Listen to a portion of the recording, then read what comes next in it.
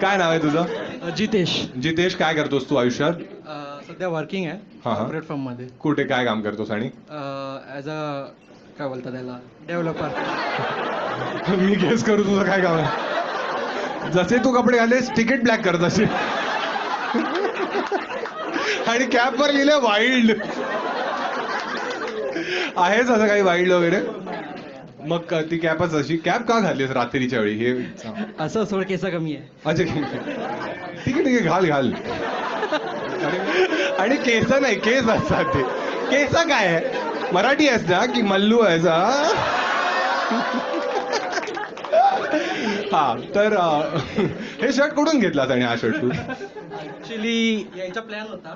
हा हुडी mic mic हातात ठेव असं. हुडी घातलेली. हा. तर ते घामाने थोडी भिजलेली तर दिमाग